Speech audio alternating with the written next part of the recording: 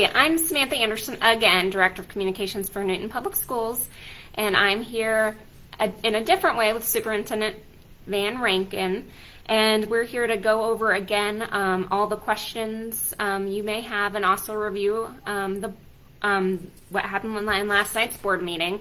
We had some technical difficulties earlier, so if you could let me know if you can hear us, that would be great, but I think this should work. So we're just going to get started. Give us any feedback on sound if we are having any issues. So to start back at the beginning, the Board of Education approved the mode of learning for the week of September 21st to 25th. Can you let us know what it was? Yeah, we're going to be in all across the district in 100% full attendance next week. When you look at the gating criteria list that we have, that would be the green color. So all buildings will be in 100% pre-K through 12. Obviously, if you're a remote learner, you're not on site the whole time, so you still stay remote, but we will be 100%. All right, and thank you, Angela, Crystal, and Sherry, for letting me know that you can hear me. I appreciate it. Well, we had exciting news about a grant from the Department of Justice. Can you let us know about that? Yeah, this past week we were informed. I actually had a call from Senator Jerry Moran on Friday to officially let us know as a district that we have received the Department of Justice's Office of Community-Oriented Policing Services Award. We're the only entity in the state of Kansas to receive that. And a special kudos goes out to Matt Morford, the business manager from last year, and obviously Dr. Ham, the former superintendent, because they did all the work putting this grant together. We're going to receive around $375,000 from the federal government, and we'll have to match that with $125,000 of local capital outlay funds for secure entry control equipment as well as video surveillance equipment. That's one of the things that is really necessary in our buildings. Our secure entry systems are not as robust as they should be, nor are our video surveillance systems. So we're real excited about that. More information will come about that later. All right, and just a reminder, if anybody has any questions about the board meeting or just about the school district. Are you there, Sam? And yes, and just a reminder, if anybody has any questions about the board meeting or about the school district in general, feel free to leave them in the comments section. Now, there was another exciting announcement at the board meeting, and it was about Winning Edge, a special partnership we have with the YMCA. Can you let us know about that?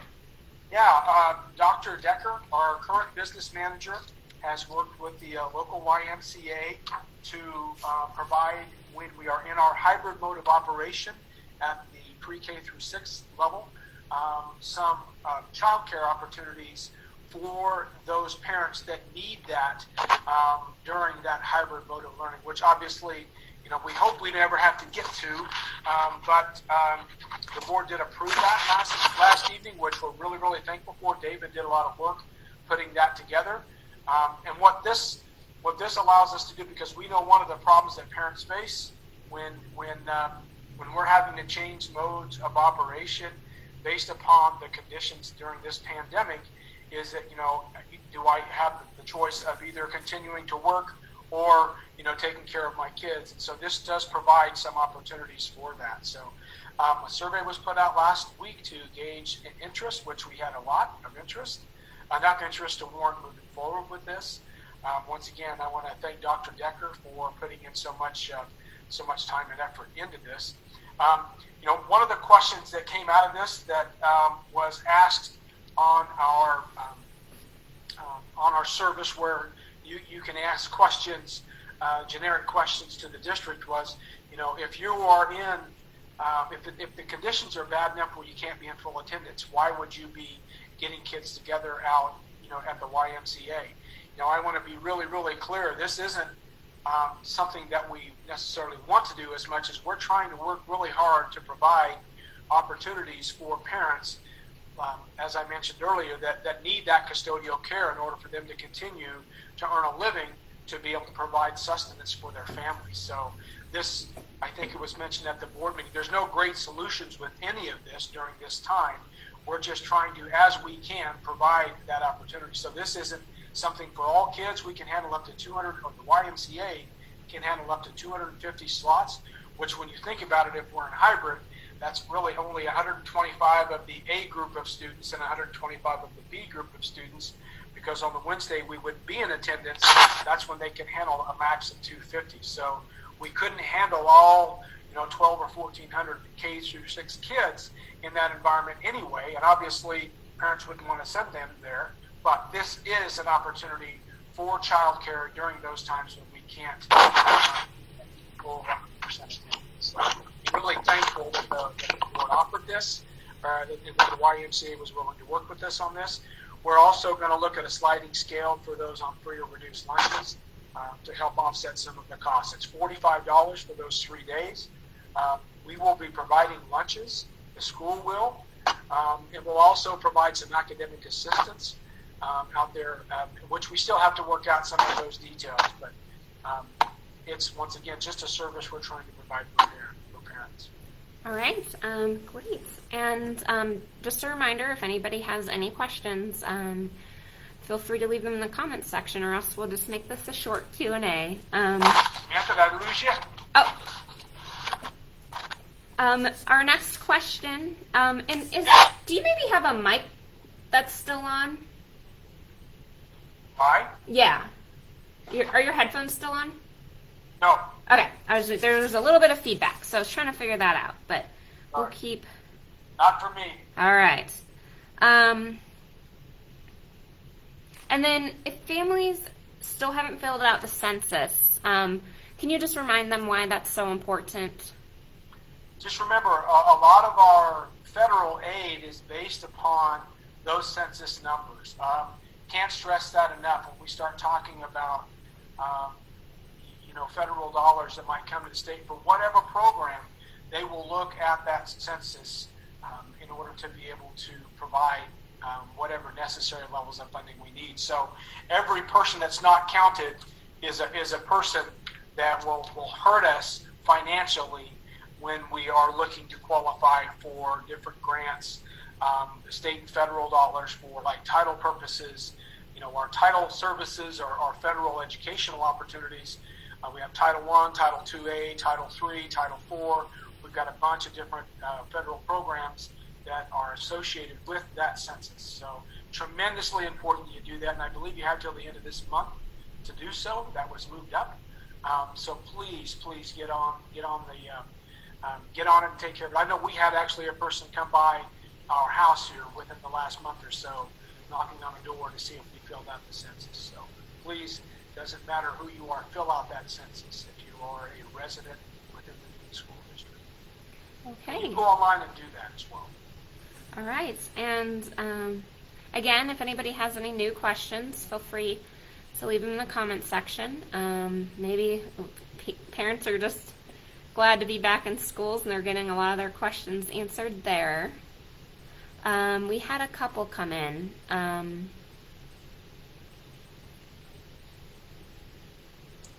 One parent had questions. Sam, I'm wondering, are you still with me? Yeah, one parent had a question about learning logs and if they still have to use them. Yes. Okay. We received word yesterday from the Kansas Department of Education. You guys, all parents, are going to receive notification this evening that the learning logs are not going to be required as a function from the Kansas State Department of Education, for auditing purposes.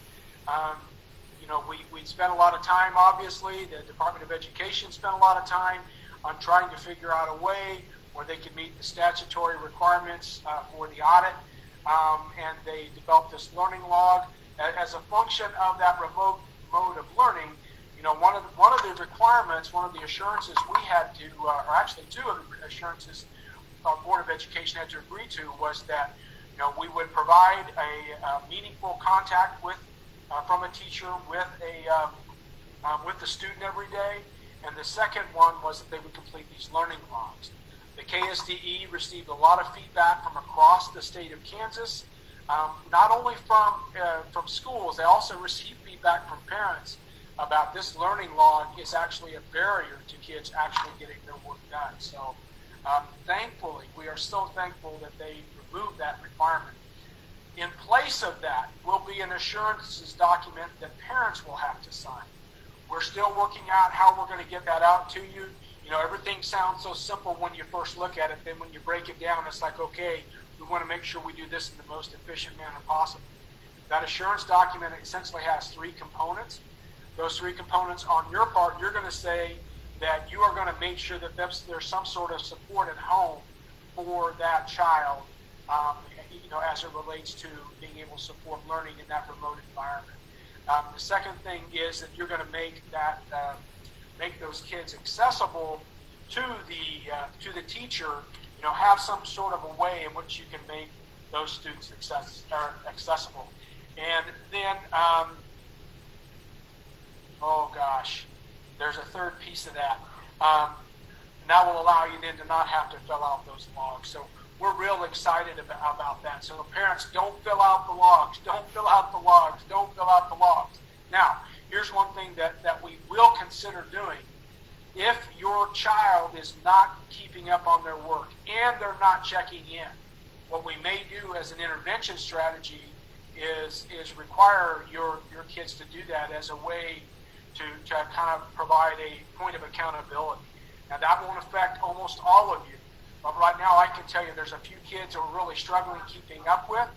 They're not logging in to their devices, nor are they doing any check-ins with parents. So, we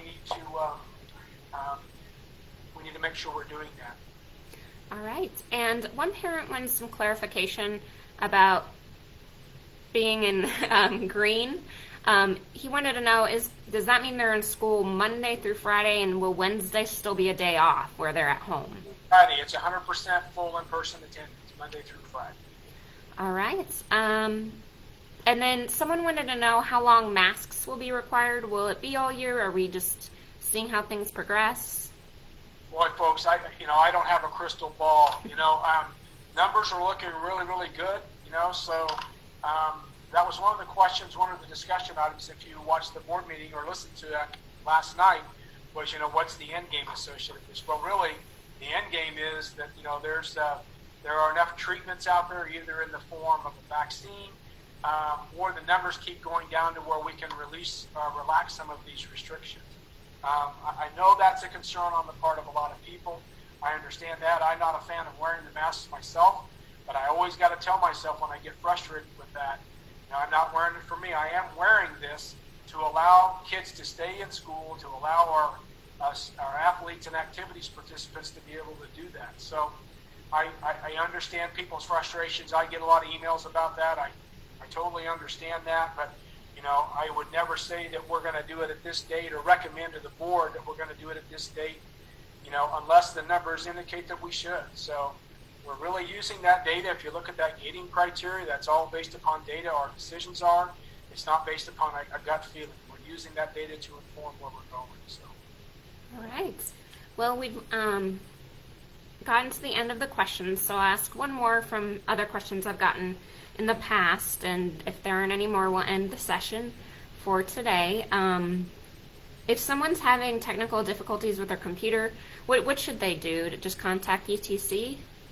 Well, they actually reach out to the process right now is to reach out to the teacher, and the teacher does contact ETC. And I know that can be really, really difficult for parents, especially in students when they're in that remote mode of learning.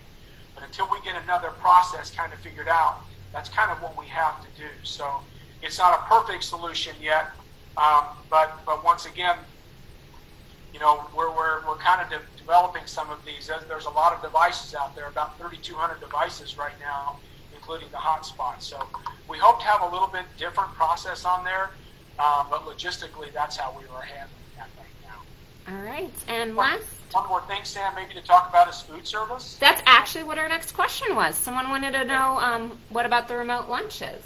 Yeah, remote lunches. There's going to be a note coming out. I think there was a note sent out in last week.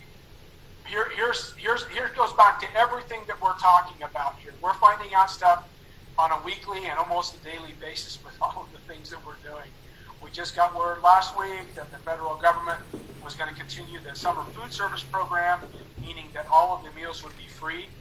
Okay, that required us to set up some other logistical things within the programming that Ms. Gaddard is working tremendously hard on to be able to provide those lunches for remote and when we're in hybrid.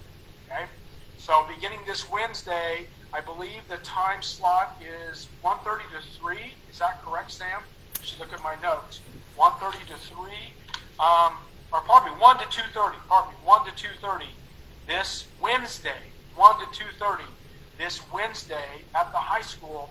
They're going to be making available from 1 to 2:30 this Wednesday, making available those lunches to students. And I know Samantha's sending out a message a little bit later to that effect. One thing that you have to keep in mind, and I know it's late notice, and I wish everything was just perfect with all of the stuff we're doing, but we have to serve the meals to the kids, and so you have to essentially validate. So bring your children with you this first time so that we can have that documentation when they're preparing those meals. Then we'll have a card process that all you have to show up with as a parent is with that card, and you can pick up those meals. But that first time, you're going to have those kids with you. So if that doesn't work out tomorrow, we've already gotten some feedback that doesn't for some parents. You'll have to do it the next Wednesday. With us being in full 100% attendance next week, we're looking at 3:30 to 5 o'clock once again up at the high school. So that's where we plan to serve out of for them. Another thing logistically to consider about how difficult some of this stuff is we can only serve 5 meals, okay, 5 breakfasts and 5 lunches. Well, when we're in hybrid, for example, kids are on campus 2 of those days, they'll get meals for the other 3. So we have to have a system to delineate those in hybrid and those in full remote. So all of this logistically has just stretched us, and we are shorthanded in a lot of areas. So if you're looking for employment, please reach out to HR. We've got transportation, we've got food service, we've got paraprofessionals, and I believe a few aid positions open. We'd sure love to hire you. But we're excited to get this started. Elaine Gaddard and her team are just really, really working hard to try to provide that meal opportunity for the remote and hybrid workers. And just to put it in context, a lot of the team is not only making meals for this group. So during summer learning, they were just doing summer learning, but now they have their regular during the school year duties on top of making food for people in a whole different area. Is that right? Yeah, they're essentially pulling double duty. That's why they're going to, when you pick up those meals, you will pick up, like if you're remote, you'll pick up 5 meals. Okay, if you're hybrid, you'll pick up 3. Okay. So we're just serving on that one day for those 2 environments. And just keep on the lookout for information. We may have to change some of the logistics of that based upon how things flow and stuff. So. Okay, and this is actually a question for me. It's a really good question. Someone was asking about getting better sound at the board meetings. It's just something we are working on. We understand it is frustrating. We're frustrated. We've been working on it for a while. It's actually a pretty complicated process because we have 12 people speaking pretty spread out, and that requires a lot of things that can get really expensive: receivers, wireless mics, the video system, a switcher, feedbacks. But I've learned a lot about it. So there's just a lot of different pieces, and we want to make sure that we're spending the taxpayers' dollars well. So we've been really researching and talking to different companies. And the other problem is now that a lot of people are remote, everybody wants these different items. So we're competing with other school districts. I know it's frustrating. That's why I always go back. If you go on YouTube, you'll see all of our meetings, and I go in and physically caption them because it is hard to hear. That way our parents get a better idea of what the board's saying, because I know it's important, and I think about it all the time, and we really, really want to be transparent. So thank you, everybody, so much for your patience. We are always trying to get better. We just need new microphone and a new system. Technology has moved past us in this case. So thank you for the question. That's a really good point. And, we appreciate you watching. So someone asked what the protocol for testing is. Do you mean, if you could clarify if you mean tests like at school? There's so many different types of testing right now that I'm not quite sure what you mean. Someone did want to know if there's any more hotspots available. There are around 50, I believe, and that's one of the things last night that the board approved. We've increased the data on that, but you'll have to reach out to your respective building principal, and they can work through that with you in terms of how to obtain one of these hotspots. But there are around 50, I believe, left. Okay. And so they are all going to be cold lunches. I checked with Elaine recently. Someone wanted to know if hybrid B students would go tomorrow, but tomorrow is Wednesday, so most students will be at home.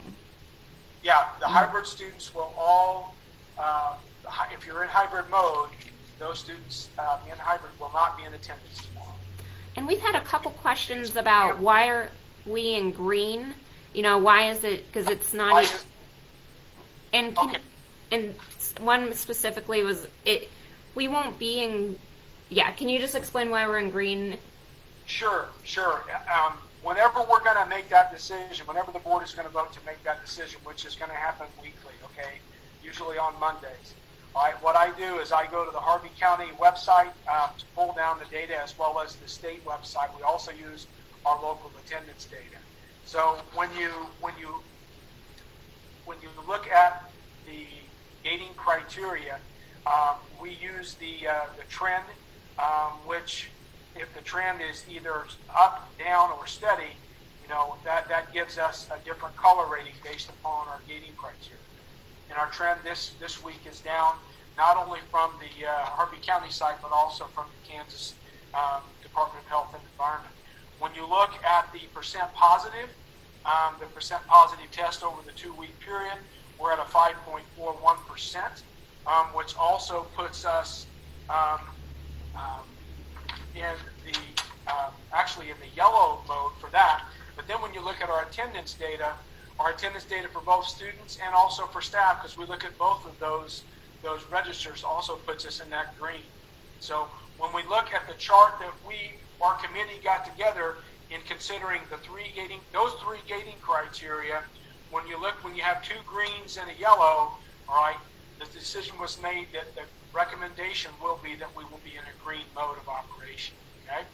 If we have some discussion about that, like we want more information, then we look at the 2-week cumulative incident rate, and then we look at the local referring hospital capacity as well. The 2-week cumulative incident rate for Harvey County is in yellow, and that is essentially the new cases per 100,000 over the course of a couple of weeks. And when I calculated that, it was about 76, which would put that in yellow. And then the local referring hospital capacity off of the dashboard was in green. So in that case, we had 2 yellows and 3 greens. We didn't come up with a probability chart for the 5 colors. We would just use those 2 additional colors if we were having a difficulty making a decision. So that's how that's determined. And I think that's fairly well laid out in that gating criteria that you should be able to access in terms of the process on our websites. And you've got that located someplace pretty handy, I believe. Yep, and if you go back to your gating criteria email that we sent out Monday nights, and we're sending out another one this night, there's a link to it actually right there, so it should be pretty easy for you to find. And then there's also the Return to Learn page on our website, and it lives there too. So we try to remind everybody because we know it's a lot to keep track of. And then, have we discussed at all masks during recess, revisiting that? I don't know of that, but... We did not revisit that this week. One Okay. of the things that we're going to do during our administrative meeting, which is a week from Thursday, is take a look at the operations and the instructional portions of our Return to Learn documents and see what kind of recommendations for adjustments we need to make. So, we may consider some adjustments at that time. All right. I think we got all the questions. If we didn't, just shoot us an email at info@usd373.org. Sorry for the technical difficulties. Thank you, everybody, for your patience. And do you have anything else to add? Well, I'm sorry for the feedback noise. I'm actually at home, and so I had somebody talking in the background that I had to say be quiet a while ago. So, thanks for the patience again. We appreciate the opportunity to do this stuff. And I want to, really reiterate this, all the stuff that we're doing doing, and we'll say this on a weekly basis, but we have to make a lot of changes based upon information that we receive, and we know that you guys have to be flexible. And I know that there are instances where you think we're not being flexible, and I understand that. We're not going to make decisions that make everyone happy. We don't make decisions that make us happy all the time. So we are doing the best we can to provide quality opportunities. So just thanks for the time, and have a great evening. All right. Thanks, everybody.